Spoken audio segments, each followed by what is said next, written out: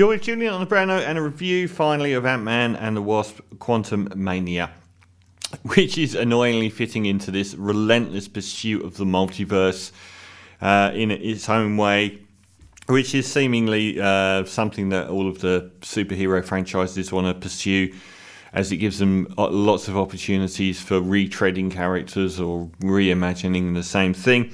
And it certainly falls squarely into that post-MCU Endgame arena of terrible films that have really gotten worse over time. Peyton Reed's a director I don't even know. I don't really like any of his other films. I haven't really seen them. But the couple that I have, I wasn't particularly interested in. But I, as a personal preference, I really thought that Ant-Man and Spider-Man were the two weakest major characters for me. For the same reason, I don't really do the teenage jokey thing. I'm a bit over it. It's too goofy, and I thought Ant-Man 1 was pretty dire. I thought Ant-Man 2 was bad enough that I didn't finish it. So I wasn't exactly hanging on for an Ant-Man film, and to be honest, when Ant-Man has infected the MCU mainline, I've really, really not liked his character. I thought that both he and Spider-Man stank up what could have been the darkest and most morbid of all of the MCU films, Captain America: Civil War. And it's like they got scared at the 3/4 mark and went, let's inject some goofy whack oops one-liners into this scenario because that will really help. And the same in Endgame as well. He just, in the darkest, most sad and morose MCU film, he just pops up with some more whack oops. And the thing is, when Paul Rudd's doing comedy, I find him incredibly appealing, but when he's doing drama, I just don't. And I think that shine has worn off him over the years a little bit for me. He's sort of existed in this somewhere between Ryan Reynolds and I don't know. So like it's quippy, which has its place, but that hasn't happened here. So we get this.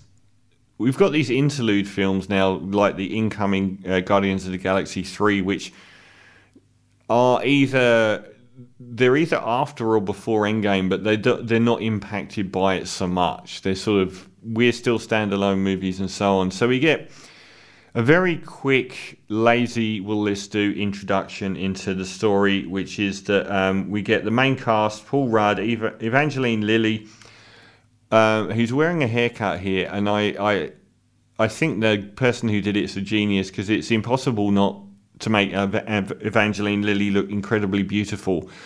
Yet she really does look like some lost hobbit here at times. I don't know how they've done that.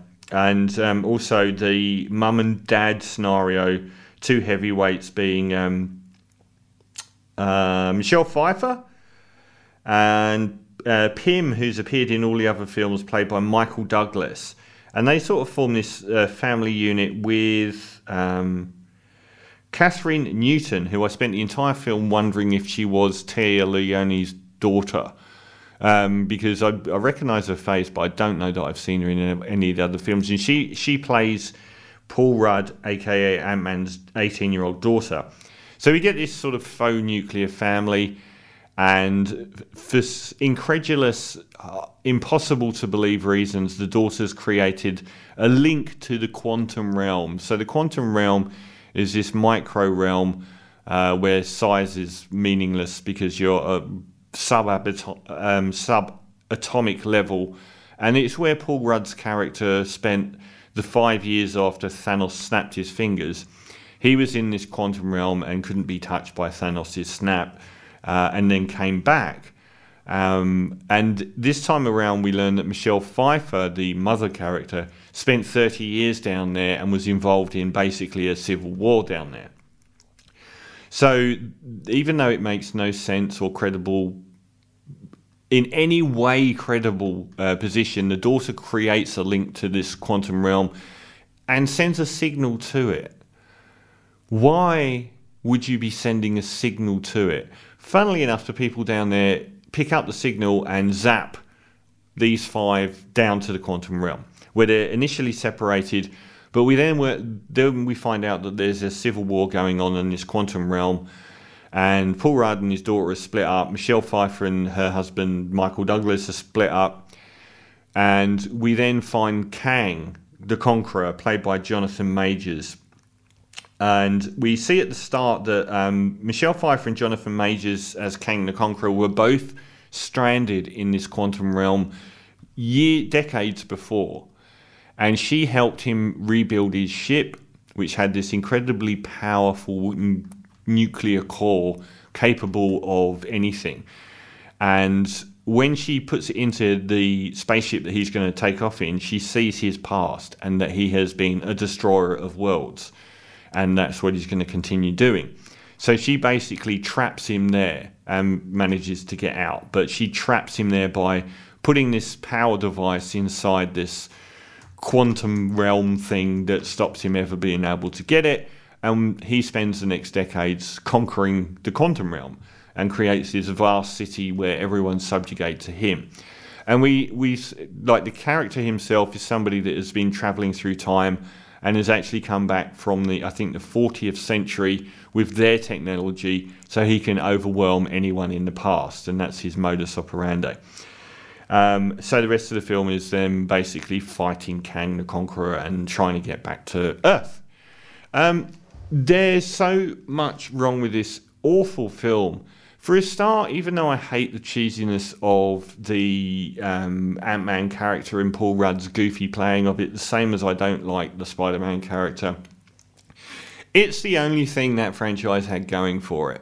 Here they wipe the entire slate clean of any kind of goofy charm at all and make Paul Rudd play it straight, which is just shooting your own feet off. It's just such a pointless exercise to remove what is actually the reason for him being on screen in the first place and make him into a very, very dull, serious character. One of the biggest problems I had with this film is that all of the main characters seem to be acting in a different film. They've all got different tonalities and moods to their characters. Michelle Pfeiffer's character and mood is like, and the way she speaks and the tone of her voice and her mood is completely different to everyone else. And it's the same for all. Michael Douglas is swanning off in his own little lane. Paul Rudd's in his little lane. His daughter's in this little lane. No one feels like they're in the same movie. It's terrible direction. It's so, unlike Shazam 2, it's not as rote on the story level, but everything charming about the Ant-Man franchise is gone. It's just bombast, really, special effects and bombast. And hearing Paul Rudd continually talk about how much he loves his daughter is just grating beyond belief. Oh, I'm going to get you, I'm going to rescue you, I'm going to save you. And it's just like, oh, for God's sake.